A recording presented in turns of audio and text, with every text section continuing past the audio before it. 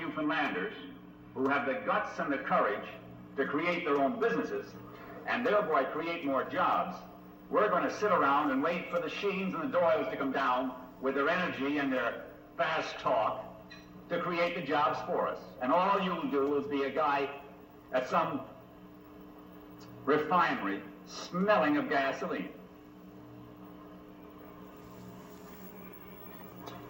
I'm rather sick of the lack of initiative and energy I've seen in this country.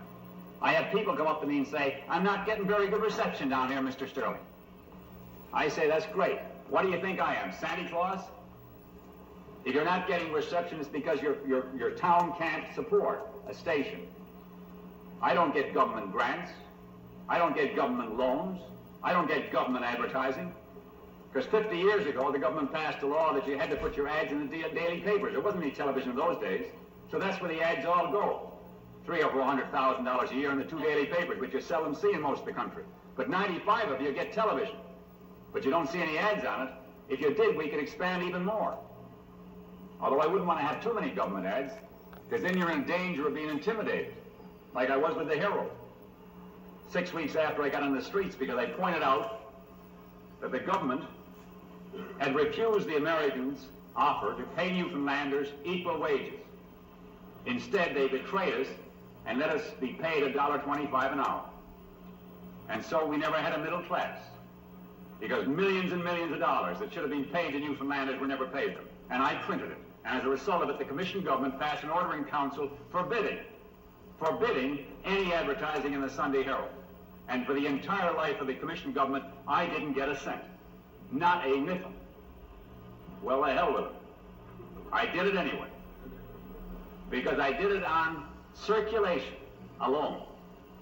We told enough true things, and some readers told, well, it's rubbish, but through it all was the truth. And the truth will make you free. And the truth is you've got to get off your rear end and start to look yourself in the mirror and say, do I just want to be a worker all my life? Is that all I'm good for? Can't I be a salesman and thereby work for myself? Because that's what a salesman does. The minute you can be a salesman and sell, you're free. Like Jonathan Seagull. He suddenly broke through and he started to fly. He didn't have the 9 to 5 routine, which must be terrifying to have. As far as I'm concerned, I've only worked for one man in my life, and that was my father for 18 months. And I said, never again. I will work for nobody. I'll work for myself, or I go down to the beach in Central America somewhere and sell coconuts. Get your agencies, get your products, get all what you have to get. But you've got to have an understanding of business. And business means that you're not a manager who then hires somebody to sell for you, because if you can't sell yourself, you're dead. Because if you have to depend on the other man to sell for you, he should be the manager, not you. That's the problem we have in places. The manager sits in his office and sends out his salesman. Well, he's not a manager. He's just got the name for a very short time. Then he's back with the herd again. Because freedom is really getting free. And really getting free means that you have the ability, whether it's to stand up and someone has to write your speech for you, that's brilliant. What are you doing? You're a robot there with your mouth. That's why I won't let any more politician come in front of our cameras with prepared speeches. Because the population and public think that they're hearing the politician. They're not hearing the politician. They're hearing some guy who wrote the speech. Well, that's a fake advertising, isn't it? If you're voting for the man because of the way he speaks, because of the creativity of his thought processes, you say he'd be a good man to represent Grand Bank or Fortune or Lawn, I'll vote for him. And you find that somebody else wrote every word he said. Well, what kind of fake advertising is that? Under false pretenses, as far as I'm concerned. We've got to clean up our political machines and make them honest again and get men who really care again, who don't go in there for what they can get, but for what they can serve and do. We need men who will have the imagination to put through and forward the kind of concepts that will create new work. It's fine to build a road across this country, and the Smallwood administration deserves every credit for it. But beside that road, there should be at least 50 units of hotels, theaters, recreation halls, playgrounds, meeting halls, motels, all the units that are necessary in the forks of the roads leading down from the Trans-Canada Highway, and that could give 2,000 or 3,000 jobs, because it would tie together the concepts we have here of a fantastic country, wide open for tourists who will come by the millions. if we want them during the 3 or 4 months, and we keep the country pollution free. And we would have the beginning of an area where we could, number one, expose our live talent, have people who work as bartenders and waitresses, and office clerks and helpers, and build a whole new core of middle class. But we sit on our duffs and we wait for someone to give us a job. Well, who are you waiting for? The government. Who is the government? The government is mostly of unsuccessful men who made it in the government and then give each other the contracts.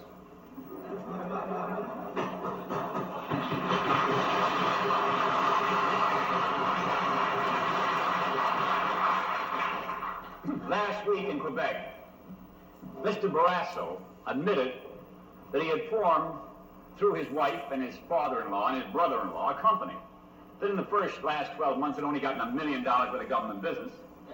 Beautiful. $500,000 profit. And they think they're businessmen.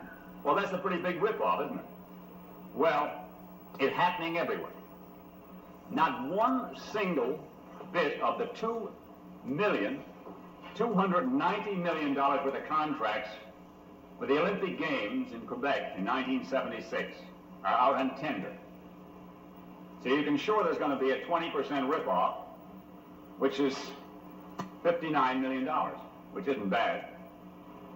Now what's happened is the government are a bunch of men who get elected. And we have looked at this government and said, well, you know, the government is that great group of angels up there who seem to have all the moxie. Well, who are they really? They're a bunch of men who are lawyers, or businessmen, or doctors, who have got elected.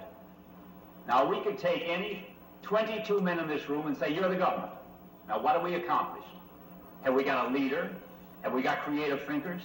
Have we got new initiative? All we got is we change your names. Well, you don't make it that way. You don't make it by just calling yourself a manager, and you don't make it by just calling yourself a prime minister. And you don't make it by calling yourself a social justice minister or anything else. If there's injustice in the country, it's not that simple anymore. And television has changed it. You can't fool this new generation.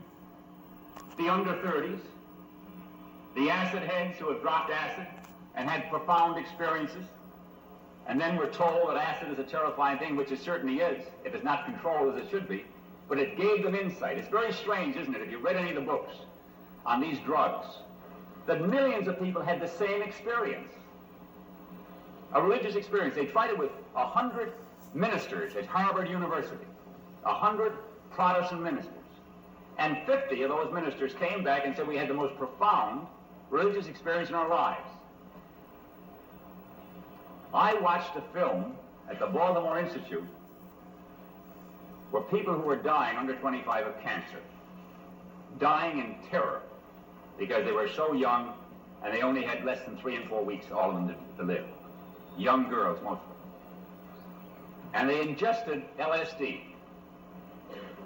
And they filmed them during the 9 hours the drug affects them. And when it was over, not one of them feared death anymore because they had had such an insight into their minds. Now, what does all this mean? Well, it means that the mind hasn't even been tapped. It also means that these drugs should be very much under the control of government experimentation. But we have simply turned our back on them and not experimenting. The Russians are experimenting, but we're not. We have simply closed our minds to the possibility that the fact that we're only using 8 to 12% of our mind may mean that we can open another 5%. By proper diet, by experimentation, drug experimentation, maybe in front of television cameras. It'd be very interesting for Newfoundlanders who've heard so much of the abuse of marijuana. George Washington, the United States president, grew marijuana. In his autobiography, he talks about, this year we got a wonderful crop coming in because it was safer than tobacco. Now that's the hoax you've had about marijuana. 43,000 Canadians arrested last year, so we need a lot more police. A lot more police mean a lot more taxes. A lot more taxes, a lot more inflation. Brilliant. You wonder why things are going up in price.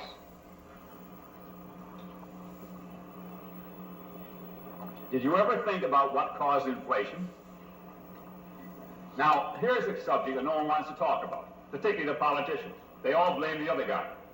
And if you elect them this time, it'll come down for sure. It's funny how politicians start to tell you all the good things they're going to do 6 or 7 weeks before the elections. All new kinds of schemes. It's amazing. And then the opposition tells you all the things they're going to do. Now, none of them ever give each other and say, look, we're in power, let's do the best thing we can for the people. They really are a funny bunch. And we've got to reassess the entire political structure if we're going to ever come out of this present galloping inflation. Well, galloping inflation takes place when you print more money than your products. A $100 bill costs 5 cents to print. That's how much the paper's worth, and the ink, 5 cents. So for 5 cents, I can print $100. And I can give $100 to Alan, and he'll work a couple of days for me. So it's cost me 5, 10 cents. Now that's what inflation is, because what happens with inflation is when you lose the integrity of your administration that is locked originally the printing of money into the gross product, interrelated. But when they get into a stage where they can't solve their problems, they start to quietly print more money. So the products start here going up at this rate and the money goes at this rate. And eventually it costs you 50 cents for a loaf of bread that previously cost you 5 cents. Because you can print a $100 bill for 5 cents and you can put another naught on the end and a comma in between, you got a $10,000 bill for 6 cents. Now that's what they call duplicating real wealth. Manufacturing wealth by printing machines, which of course they didn't have up to a few hundred years ago. That's why gold was always the basic commodity for every civilization back as far as any historian in this room or viewing me can ever remember. It had to be based on real gold.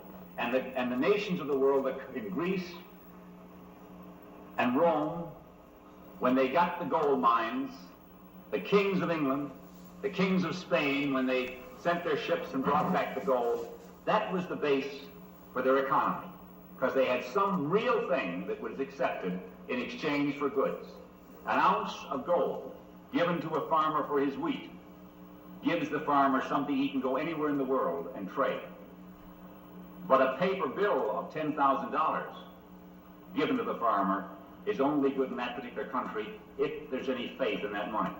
But you try cashing most of the paper of the world around this country. You take a Canadian dollar bill and get off the plane in Chicago, where the Lions Club was founded 56 years ago, and find out what they do with that $100 bill.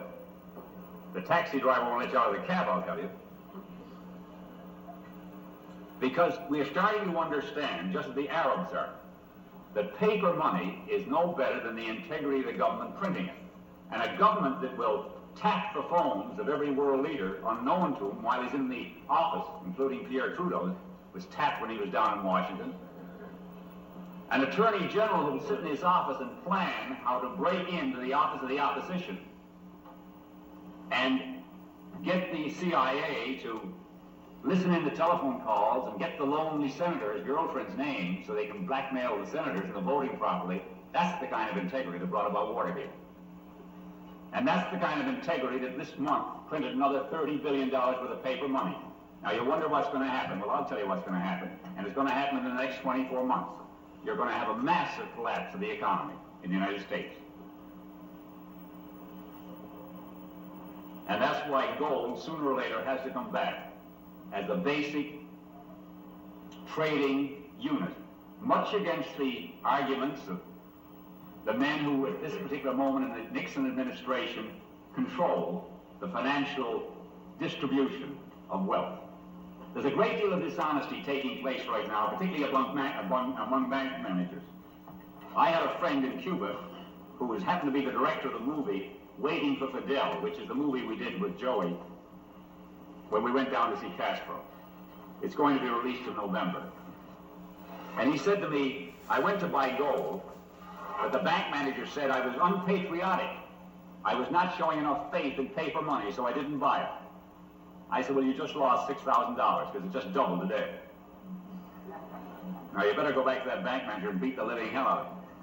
Or get your $6 grand, because he's a dishonest man.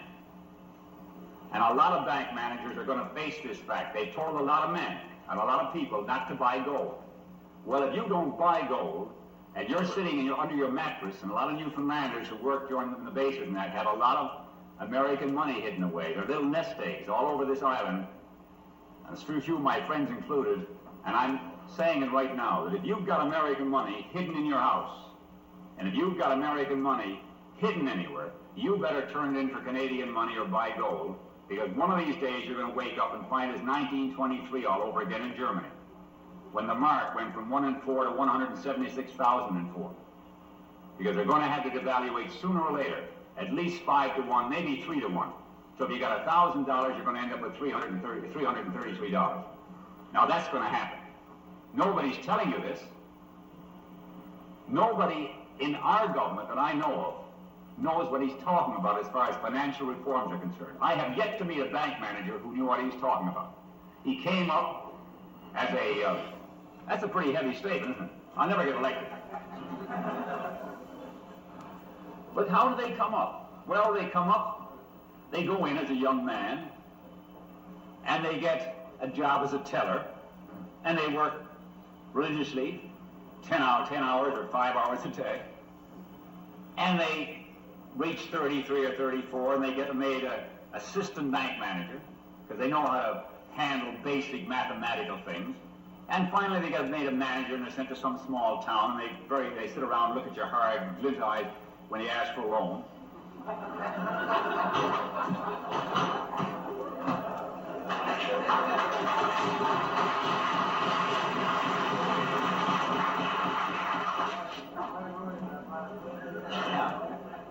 And if you got all the credit and you mortgage your house and your wife and your car and your children, you might get it. Well, I tell you, we've got to look at all these things very carefully. Because these men are not selling gold nuggets or gold wafers in the banks of Newfoundland. Don't forget, we're the only citizens in the world at this particular moment in world history who can buy gold right now. Not an American citizen cannot buy gold right now. According to the Senate, it just passed a bill allowing Americans to buy gold. On the 1st of September 1974, Americans can buy gold unless Nixon vetoes it. Well, Nixon's in such deep trouble that he won't dare to veto it, I don't think. But if he does, eventually Nixon will be out. And it's going to happen sooner or later. And when that day comes, the world supply of gold is only 45 million ounces a year. Now, 45 million ounces means that 10 million Americans out of 220 million buy 5 ounces each. That's the world supply gone for a year. Now, what do you think is going to happen to the price of gold? It's already tripled in the last 36 months. The Sunday Herald, the Newfoundland Herald, was the only paper in the world, to my knowledge, that told everybody to buy gold. I was sitting on a plane with a guy the other day, and he said, "Thanks, Jeff, I just made $40,000. I don't know whether he's putting me on or not, but anybody who listened to our advice would have, because we listened to our own advice, and we did well. Now, it all comes back to confidence. It's not enough to be confident, as we all know. You can't con them in Newfoundland. It's very hard to cod somebody, because we're on an island, and you're going to see you in 25 years. For the rest of your life. So you can't fool them anymore. The American, to a certain extent, has been guilty of a little exaggeration, because he can move around from town to town, you never catch up with him. It's like a salesman who just can't make it or gets a job, and when they finally find out he doesn't have what it takes, he quits and goes somewhere else and keeps moving. Well, you can do that in a big country, but you can't do it in Newfoundland. Sooner or later they catch up with him. And the word gets around that you haven't got what it takes. You haven't got the confidence. Now, the minute you give up on something, you lose the confidence. We all know as young people, young girls and young men, this room is filled with people like George Foote, who had the confidence when this Lions Club was formed, Mr. Nixon, that he just took over the first year, the second year, and then the third year he was president. Well, he had the confidence to do it. He had the confidence to build it. He had the confidence to stay with it. Well, that's what it takes.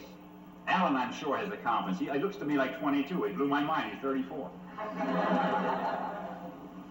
Well, he's got the confidence. Your outgoing president, Ron, has the confidence. The men in the Lions Club I meet all over Newfoundland who just put in an open next Wednesday, Olympic-sized pool in Carbonear, had the confidence. You know. The attempt of the company in Buckens to beat down the confidence of the Newfoundlanders during that terrifying strike, did you help them out with your fund? Can you imagine a company so miserable that they didn't even look after the swimming pool for the children while they tried to screw the living daylights out of the workers? A big company, a multi-million-dollar company that has 37 other companies, and they're paying them much higher wages. They're repeating the same thing in the commission government, and we're standing by and allowing it. I had breakfast out in the mess hall at the Buckens last Friday, because I'm traveling around this country after having been away a long time, and I'm really getting to know it again. And I sat there in the mess hall, and I said, can you eat all you want? Guess this, that's $69.75 a month. Well, I said, that's great, but this hall has all the savoir faire of an operating room in North China. Where is the posters? Where is the sense of the dignity that we're eating here? Where is, at least have a mural showing the progress of the company? I went around Buckens, and I know the people of Buckens won't take offense at this, but if I put a 10-foot wire fence around Buckens, I could have been in West Germany, or East Germany, during World War II. The houses are peeling off. It's outrageous. And that company has taken $100 million out of Newfoundland, and their gold profits alone are 3 times what they were a year and a half ago. Well, do you think they'd have $500,000 to look after and provide accommodations and decent quarters and decent dining rooms and decent respect for the Newfoundlander's dignity, that he would live and eat in a decent place while he served that company?